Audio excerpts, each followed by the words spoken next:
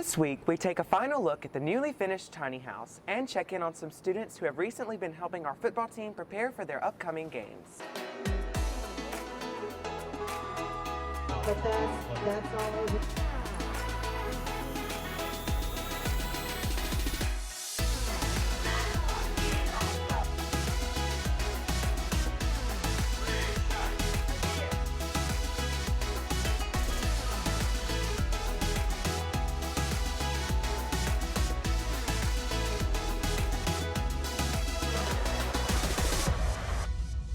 Welcome back to another episode of WTHS News. I'm Thomas Roper. As you probably know, this past week at school has been very unusual here on campus. Due to these threats, our administrators have taken extra precautions to keep all students safe. Well, the job starts long before we put a school on lockdown. We're training all year long for these types of events, and unfortunately in today's day and age we have to be ready at all times. The consequences can be pretty extreme. There's a criminal prosecution, there's a recommendation for expulsion. There are pretty extreme consequences that really, I would tell the entire student body, are not worth taking a chance. Hopefully there will be no more threats and all students will continue to stay safe. In other news, a student just recently received National Merit semifinalist. Archie Prasad, a senior at THS, is being recognized for his academic achievements, including National Merit semifinalist. Archie is involved in many organizations at THS, including orchestra, swim, and the AP Science Club. He also scored a perfect score on the ACT and received Student of the Year. Archie hasn't decided what college to attend, but plans to major in chemical biological engineering. Yeah, so the PISA was the same time as the ACT, so I just studied for them both at once, and I took a few practice tests, and in general, just studied technique, and did a lot of Khan Academy studying, and then the other tests I just followed that principles. Archie shows that dedication and hard work pays off. Speaking of hard work, the construction class has poured in countless hours to the tiny house project that is now finished and ready for its new owner. Megan has more information. What started as a grant request about 4 years ago turned into a valuable life lesson for the construction class here at THS. Former teacher Cindy Wall submitted a grant request for the tiny house project that Mr. Bridges had to persevere through. I was asked if I wanted to continue with it or scrap the idea. And I thought it was a great idea, a great way to get the kids hands-on, and so we decided to continue with the project. The excitement of starting this project quickly came to a halt. COVID came and changed life as we knew it. School life was horribly affected by COVID, getting breaks and even going online for long periods of time. However, the construction class kept their heads high and pushed through. We decided, just because something's delayed doesn't mean it can't be finished. We may miss the first deadline, but we can always back up, reset, and continue on. And it was a great opportunity to teach the kids that just because you have setback doesn't mean that it has to be detrimental. Learning that lesson was not easy. It took a lot of work, self-discipline, and passion. Building a house, even a tiny one, has a lot of complex compounds that our students enjoy learning about. I did a little bit of everything. First, we started with carpentry, but once we got most of that done, we had to start on all the electrical, because you need the electrical. So I started just helping out with electrical, like the light switches, outlets, and the ceiling fans. Some elements will even lead students to find new passions and skills, which has taken students as far as going to competitions. I think my favorite part was doing the electrical, because that's what I went to competition for, and doing that part in the tiny house helped me get through what I had to get through with the electrical competition. For regionals, I got second place, and then state, I got fourth place. As much as the tiny house project has helped students learn skills and lessons, it has also pushed them in challenging ways. It forced them to learn how to do difficult tasks and how to overcome the hardships. I think the hardest part for me was the trimming on the outside. We had to make sure that all the angles were right, and if it wasn't, then we'd have to go and start all over again. The other hardest part was making sure that all the flooring was in the right way. After all the hard work that has gone into the tiny house, our construction class is not taking any breaks. They are always expanding their skills and doing new projects. We're going to build a couple of outdoor chairs to raffle off, and we're working on some new cutting boards that we're working to see how that is. And once the tiny house project is complete and that's done, we're going to regroup and look at maybe doing a different design and building another one. After the roadblocks and hardships the construction class has been through over the past few years, they are finally auctioning off the tiny house. I am Meg Pigg with WTHS News. Thanks, Meg. The tiny house has definitely been a huge success. On another note, our football team is on a winning streak and competed in the first round of division games last week.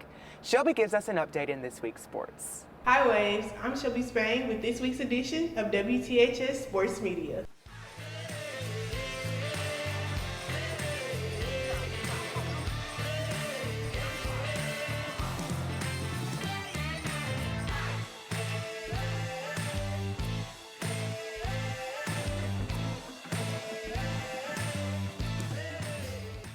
The football team's division play season kicked off against the Grenada Chargers. The Waves dominated in the first half with a total of 176 yards, 90 passing yards, and 6 first downs. The Golden Wave led 14-0 at the end of halftime. The team took the win home with the ending score of 20-6. Zach Pratt was named player of the game after his game-winning pick helped lead the Waves to their first division opener win. Just playing to my best ability and getting everybody better day by day, practice by practice. Tristan Jernigan, a linebacker on the team, continues to push the limit on the field. He tells us his plans for the rest of the season. Just keep doing what I'm doing, like averaging like 11 or 12 tackles a game, and just keep moving, basically. There are some students who contribute to the success of the THS football program just as much as the players on the field. Albany gives us an inside look of their contribution. It's a unique opportunity for them to feel like they're a part of something. Coach McCollin is a career readiness teacher. He has students in his classroom that are ages 16 through 18. During the football season last year, he started a laundry program. They get an opportunity to connect with the football team and the football coaches and the community because they, the people now know that they do it. In other words, that they're doing the laundry every day, whether it be practice, then do game jerseys on Friday, and it's a big deal to them, and it's a big deal to the people they do it for. Jarvis Young, one of his students, explains his goals in folding clothes. Just trying to get it done, you know what I'm saying, just for the football team so they can get ready for the day. So. Coach Holland says his favorite thing about the program is the conversations that they have. Meeting gives me an opportunity to see what they're doing in their lives and there to see what I'm doing in mine too. So that's probably my favorite part. Another student, Christian Mabry, expresses his feelings that he has toward his teacher. He's a good teacher. We get the hand with him.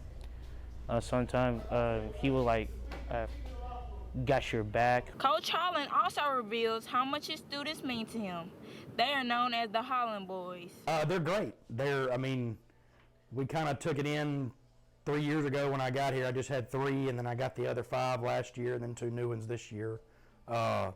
They're a lot of fun. They're kind of like sons that are not really mine, but they're mine while they're here. So there is no doubt that Coach Holland has a special bond with these students and would do almost anything for them. I'm Albanie Knight, WTHS News. Thank you, Albany. Speaking of making strides, the swim team has stroked their way to become winners. The girls placed first in several events, including the 400 and the 200 freestyle relay. The boys team placed second in overall team scores. Team members Mary Lawson Leslie and Brooks Judson placed first in the 200 IM and in several team events. They give us an update on how the team is continuing to get to the finish line first. Stretch, we warm up, and then we work on getting faster, doing specific sets to work on different strokes, and finishing up. Over the summer, I'm part of the Shockwave team, which is our club team, and we go to meets all summer in Biloxi, summer in Birmingham. We do dry lands, and we do all kinds of stuff just to get ready. The Lady Wave volleyball varsity team competed against Auburn Central, starting out with a winning set of 25-23. The Lady Waves won 3 out of 3 sets successfully. Varsity continues to improve into the season with a record of 12-14. Cross country is also keeping records. The team competed in the Tupelo Invitational here on the home course. Taylor Brown and Jaheim Bridges came 1 and 2, ending with the same time of 16-13. They show us how they're continuing to run at a winning pace. Well, me and Taylor just plan to work together on this meet. It's all about teamwork. Like we work together. Like every week we do all of our workouts together. So we kind of expected to come in around the same time.